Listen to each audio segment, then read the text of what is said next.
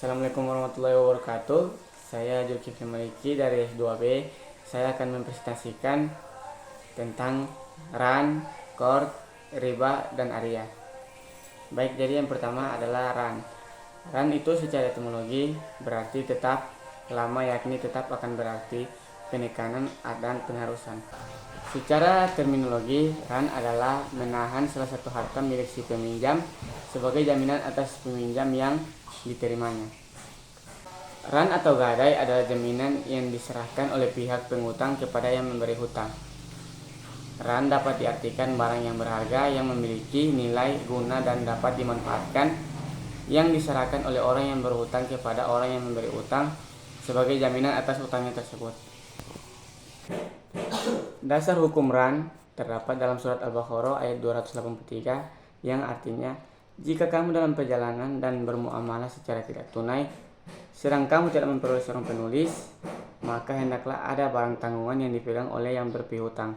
Akan tetapi jika sebagian kamu mempercayai sebagian yang lain, maka hendaklah yang mempercayai itu dia menunaikan amanatnya atau hutangnya, dan hendaklah bertakwa kepada Allah Subhanahu wa taala Tuhannya. Janganlah kamu para saksi menyembunyikan kesaksian, dan barang siapa yang menyembunyikannya, maka sesungguhnya ia telah berdosa.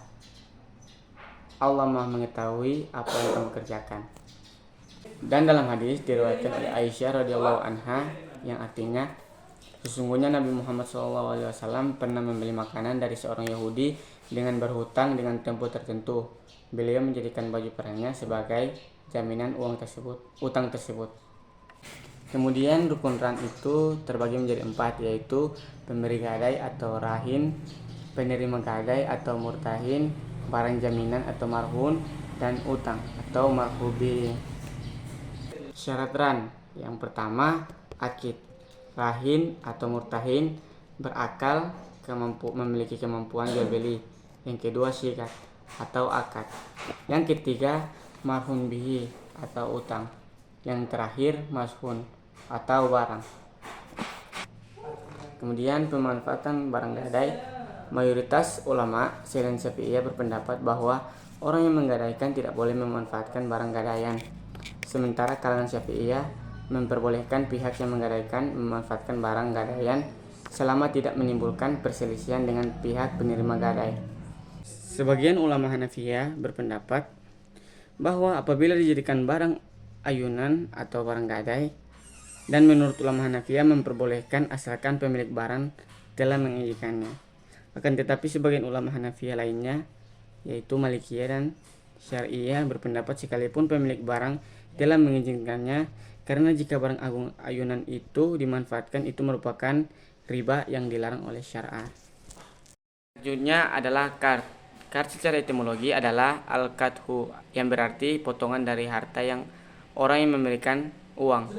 Secara terminologi, arti peminjaman adalah menyerahkan harta kepada orang yang menggunakannya untuk dikembalikan gantinya suatu saat. Dasar hukum qard terdapat dalam surat Al-Hadid ayat 11 yang artinya, siapakah yang mau meminjamkan kepada Allah pinjaman yang baik, Allah akan melipat gandakan balasan pinjaman itu untuknya dan dia akan memperoleh pahala yang banyak. Dalam hadis Ibnu Majah, Rasulullah SAW bersabda yang artinya dari Ibnu Mas'ud radhiyallahu anhu bahwa Nabi SAW bersabda, tidaklah seorang muslim memberikan pinjaman kepada muslim lainnya sebanyak 2 kali pinjaman, melainkan layaknya ia telah menyedekahkan 1 kali. Hadis riwayat Ibnu Majah. Sedangkan dalam ijma, para ulama telah menyepakati bahwa al-qard boleh dilakukan. Kesepakatan ini didasari tabiat manusia yang tidak bisa hidup tanpa pertolongan dan bantuan saudaranya. Dalam kaidah fikih, hukum asal dalam sebuah bentuk muamalah adalah boleh dilakukan kecuali ada dalil yang mengharamkannya. Kaidah fikih muamalah. Rukun qard, yaitu yang pertama sigat qard atau ijab kabul. Yang kedua adalah para pihak yang terlibat qard. Yang ketiga, barang yang dipinjamkan. Syarat-syarat qard. Yang pertama, akad qard dilakukan dengan syarat sigat ijab kabul. Yang kedua, adanya kapabilitas dalam melakukan akad. Dan yang ketiga, menurut Hanafiyah, harta yang dipinjamkan harus harta misli. Sedangkan menurut jumhur ulama, boleh apa saja yang bisa dijadikan tanggungan. Uang, biji-bijian, hewan, dan lain-lain.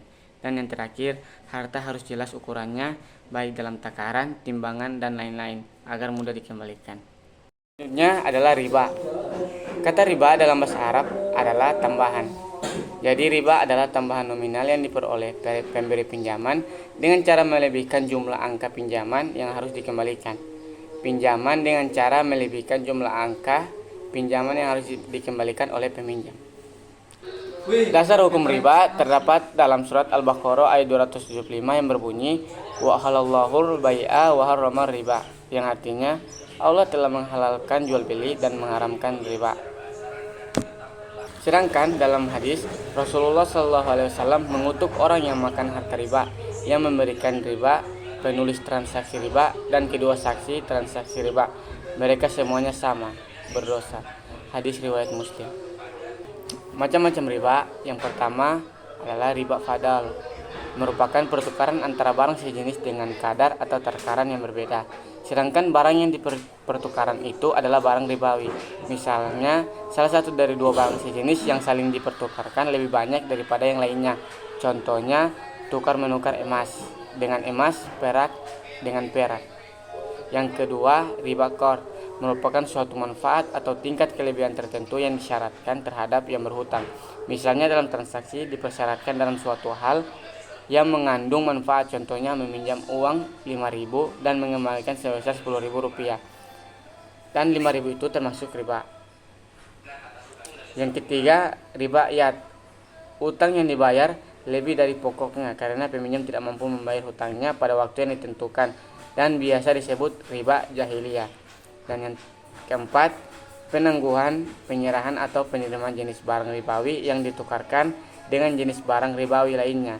Riba ini muncul karena adanya perbedaan atau tambahan antara yang disyaratkan kemudian. Contohnya, seseorang meminjam sekilo gandum dalam jangka waktu tertentu. Apabila saat pembayaran tiba, pihak yang mempunyai hutang tidak dapat membayarnya, maka ia harus menambah pembayaran hutangnya sesuai dengan pengunduran waktu pembayaran. Hikmah adanya pelarangan riba. Yang pertama, melindungi harta orang muslim agar tidak dimakan dengan batil. Yang kedua, memotivasi orang Islam untuk menginvestasikan hartanya pada usaha-usaha yang bersih dari penipuan.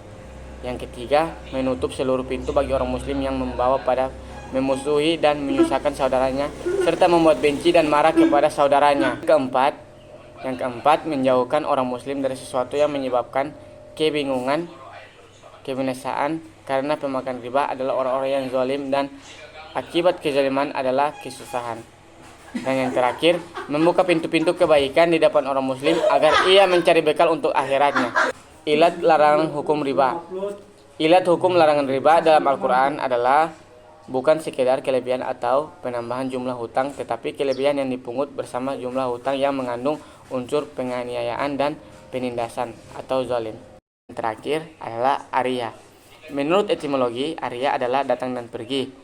Menurut sebagian pendapat, aria sama artinya dengan saling tukar menukar dan mengganti, yakni dalam tradisi pinjam meminjam. Persamaan dalam mendefinisikan aria yaitu adanya pembolehan memanfaatkan barang orang lain tanpa ganti rugi. Dasar hukum terdapat dalam Quran surat Al-Maidah ayat 5 yang berbunyi, tolong menolonglah kamu dalam mengejarkan kebajikan dan takwa, dan jangan tolong menolong dalam berbuat dosa dan pelanggaran, dan bertakwalah kepada Allah, sesungguhnya Allah amat berat siksanya. Menurut jumhur ulama, rukun aria terdiri atas satu, mustair yang meminjam, yang kedua mu'ir yang meminjamkan, A. Musta'ar, objek barang yang dipinjamkan, B. Sigat, ijab dan kabul. Macam-macam aria, satu aria mutlaqah, yang kedua aria muqayyadah, dan yang ketiga aria yang dibatasi waktu. Pemanfaatannya namun bebas dalam cara pemanfaatannya. Yang keempat, aria yang dibatasi dengan cara pemanfaatannya namun tidak dibatasi waktu pemanfaatannya. Demikianlah presentasi saya Lebih dan kurangnya mohon maaf, karena saya hanya sebatas manusia biasa yang mempunyai banyak kekurangan. Perkataan-perkataan yang baik datang dari Allah, perkataan-perkataan yang buruk datang dari syaitan, dan kita hanya korban. Wabillahi taufiq wal hidayah. Wassalamualaikum warahmatullahi wabarakatuh.